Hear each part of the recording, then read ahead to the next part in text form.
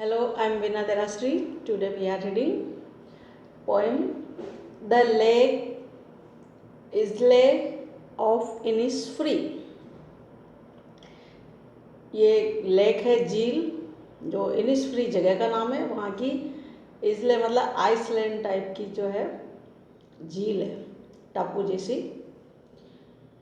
अब इस झील से संबंधित जो कविता है, this well known poem explores the poet's longing for the peace and tranquility of Innisfree, a place where he spent a lot of time as a boy. This poem is a lyric. This well-known poem, ये जो प्रसिद्ध कविता है, lake इजले of Innisfree, ये जो है explore करती है, अन्वेषण करती है। इस कविता में पता चलता है कवि की ललक का, कवि की इच्छा का। यानी कि ये कविता है कवि की इच्छा को उजागर करती है, और जो कवि की लॉन्गिंग फॉर ए ललक है, जिसके लिए वो मरता है, मतलब कहते हैं ना, इतनी ज़्यादा उसकी इच्छा है, और वो है द पीस, शांति, एंड ट्रैंक्विलिटी, शांति। यानी दोनों एक ही मीनिंग है। मतलब किसी विषय पर जब जोर दिया जाता है तो दो वर्ड पर्यायवाची टाइप एक साथ बोलते हैं, जैसे नीट एंड क्लीन, दोनों ही साफ सुथरे हैं ना। तो ऐसे पीस एंड ट्रैंक्विलिटी मतलब शांति, असीम शांति। तो कवि शांति चाहता है, और शांति की जो उसकी लॉन्गिंग फॉर है, इच्छा है, वो इस कविता में। और वो शांति कहाँ प्राप्त करना चाहता है, उस जगह का नाम है इनिसफ्री। इनिसफ्री ए प्लेस, एक जगह है, वेयर ही स्पेंट, जहाँ उसने स्पेंड किया था, बिताया था, ए लॉट ऑफ टाइम, बहुत अधिक समय, एज ए बॉय, बच्चे के रूप में, यानी बचपन जहाँ गुजरा था, वो जगह थी Innisfree. This poem is a lyric, और ये जो कविता है एक संगीत है। अब ये संगीत नुमा जो कविता है, इसकी लाइन है, I will arise and go now and go to Innisfree. I will arise and go now and go to Innisfree, and a small cabin built there of clay and wattles made. 9 bean rows will I have there, a hive for the honey bee, and live alone in the bee loud glade. ये चार लाइनें हैं। जैसे last का word है Innisfree, फिर दूसरी line में है मेड, तीसरी लाइन में है बी, और चौथी लाइन में है ग्लेड। तो मेड और ग्लेड सेम साउंड दे रहे हैं, और हनी बी का बी और इनिसफ्री का फ्री, ये सेम साउंड है। तो इनिसफ्री को अपन ए नाम दे देते हैं और मेड को बी, तो ए बी, फिर वापस ए बी। यानी इस राइमिंग में चार लाइन की जो कविता है हर स्टेंजे में, और ए बी इसका फॉर्मूला है रचना का। अब वापस इन चारों लाइन के मीनिंग देख लेते हैं कि आई विल अराइज, मैं जगूंगा, उठूंगा, एंड गो नाउ, और अब मैं जाऊंगा, एंड गो टू इनिसफ्री, और अब मैं जाऊंगा इनिसफ्री जगह है, and A small cabin build their, और वहाँ पर एक छोटी सी कैबिन यानी कुटिया, कोठरी, कमरा नुमा, बिल्ड बनाऊंगा, ऑफ क्ले, चिकनी मिट्टी की, एंड वॉटल्स, जिसको कहते हैं लकड़ी की, जो अपनी देसी भाषा में टाट बोलते हैं कि टाटी। तो ऐसे लकड़ी की जो दीवार बना देते हैं, लकड़ियों को आपस में बांध करके धागे से फाटक नुमा।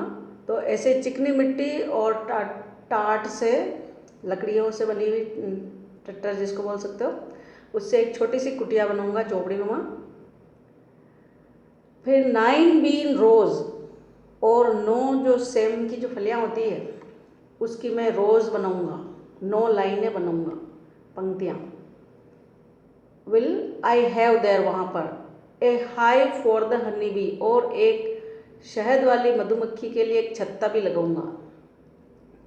यानी कि 9 कतारें, 9 जो मतलब लाइनें हैं, पंक्तियाँ, 9 लाइनों में बीज बो करके वहाँ सेम की फलियाँ उगाऊँगा और एक मधुमक्खी के लिए छत्ता भी लगाऊंगा ताकि मक्खियाँ वहाँ पर आएगी, मधुमक्खियाँ, हनी बी।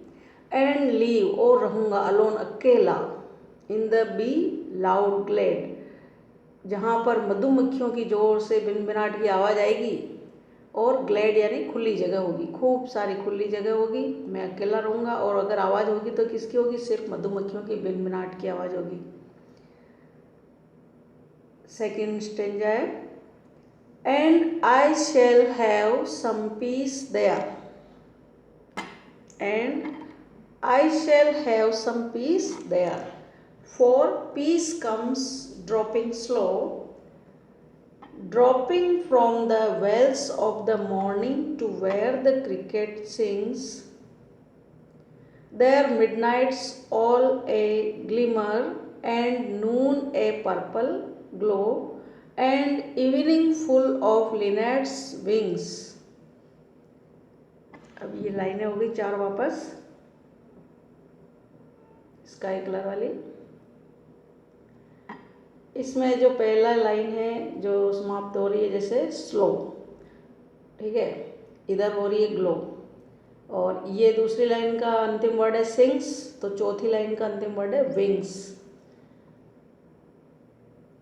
तो वापस पहली लाइन है, and I shall have some peace there, for peace comes dropping slow, और वहाँ पर मैं क्या प्राप्त करूँगा? शांति, पीस। क्यों? क्योंकि for peace comes dropping slow, क्योंकि वहाँ पर एकदम धीरे धीरे से शांति गिरेगी, मतलब शांति मेरे को प्राप्त होगी। जैसे dropping from the veils of the morning, जैसे कि एक इमेजिनेशन कोई महिला होती है, वो घूंघट निकाल करके उतरती है हल्के हल्के से कैसे, तो वैसे यहाँ पर जो उषा है, मॉर्निंग है, वो जैसे घूंघट लिए हुए उतरती हुई, ड्रॉपिंग करती हुई, वेयर द क्रिकेट सिंग्स, और कहाँ तक आएगी उषा जो है घूंघट ओढ़े हुए, यानी कि मॉर्निंग का जो शांति वाला समय है वो कहाँ तक उतर के आएगा? जब तक कि क्रिकेट गाने नहीं लग जावे, जिंगुर आवाज़ करने नहीं लग जावे। क्रिकेट सिंग्स यानी संध्या के समय में, जब शाम होने लगती है, अंधकार होने लगता है, तो जिंगुर लोग आवाज़ करने लग जाते हैं एक साथ। तो सुबह से लेकर के शाम तक, वेल्स यानी घूंघट होता है, जैसे इमेजिन के रूप में कहा गया है कि जैसे महिला घूंघट लेकर के शांति से धीरे धीरे उतरती है, वैसे ही वहाँ पर उषा उतरती हुई आएगी, जो कहाँ तक जाएगी? संध्या होने तक, क्रिकेट जब तक सिंग नहीं करने लग जाए, जिंगुर जब तक गाने नहीं लग जाए, यानी सुबह से शाम तक। तो सुबह से शाम तक वहाँ पर क्या रहेगा? शांति रहेगी, पीस रहेगी, गिरती हुई, उतरती हुई। There midnight's all a glimmer, and noon a purple glow, और वहाँ पर जब मिडनाइट होगी, आधी रात्रि, तो सारी आधी रात्रि कैसी होगी? ऑल ए ग्लिमर, टिमटिमाती हुई आधी रात्रि होगी, यानी साफ आसमान में चमकते हुए तारे। एंड नून, और दोपहर कैसी होगी? ए पर्पल ग्लो, बैंगनी कलर की चमकती हुई। और दूसरा भाव ये भी है बैंगनी कलर में कि जब अपन इंद्रधनुषी कलर देखते हैं, बैंगनी आह पीनाला, तो सबसे गर्म कलर होता है लाल, और सबसे कम यानी ठंडा कलर होता है बैंगनी। तो वहाँ पर धूप, दोपहर की धूप भी बैंगनी होगी, शहरों जैसी इतनी लाल तेज नहीं होगी, है ना, झुलसाने वाली नहीं होगी। तो वो जगह ऐसी है जहाँ पर दोपहर के समय, नून के समय भी जो ग्लो कैसा होगा? पर्पल ग्लो होगा, इतना सुंदर दोपहर होगी। And evening full of linnet's wings, और संध्या का जो समय होगा वो लिनेट पक्षी के पंखों से भरा होगा। लिनेट चिड़िया होती है गाने वाली, तो उस चिड़िया के पंखों से भरा हुआ, यानी कि शाम के समय चिड़िया वहाँ पर चहका करेगी, और चिड़िया जब एक साथ इकट्ठी होकर के फुदकती है तो पंख वगैरह गिर जाते हैं उनके। तो लिनेट चिड़िया या उनके पंख फड़फड़ाते हुए जब वो मस्तियाँ करेगी, तो वहाँ केवल चिड़िया के पंख होंगे मस्तियाँ करते हुए ऐसे। तो संध्या इतनी सुहानी होगी। आई विल अराइज, तीसरा stanza, I will arise and go now, for always night and day, I hear the lake water lapping with low sounds by the shore, while I stand on the roadway or on the pavement grey. I hear it in the deep heart's core, अब ये तीसरा stanza है, इसकी भी 4 line वापस देख लेते हैं। पहली लाइन का अंतिम वर्ड है डे, दूसरी लाइन का शोर, तीसरी लाइन का अंतिम वर्ड है ग्रे और चौथी लाइन का कोर। तो शोर और कोर मैचिंग करते हुए और ग्रे और डे मैचिंग करते हुए, यानी कि ए बी वाला स्टेंजा चल रहा है राइमिंग का। और अब हम वापस देखते हैं कि आई विल अराइज, मैं जगूंगा, एंड गो नाउ, और अब मैं जाऊंगा, for always night and day, क्योंकि ऑलवेज हमेशा, नाइट एंड डे, यानी अब मैं जाऊंगा तो वहाँ पर हमेशा हमेशा के लिए जाऊंगा, रात और दिन वहीं रहूंगा। यूँ नहीं कि भी गए और घूम फिर के आ गए, घूमने के लिए जाने के लिए नहीं कह रहा। For always night and day, यानी कि लगातार रहने के लिए, दिन रात वहीं रहूंगा।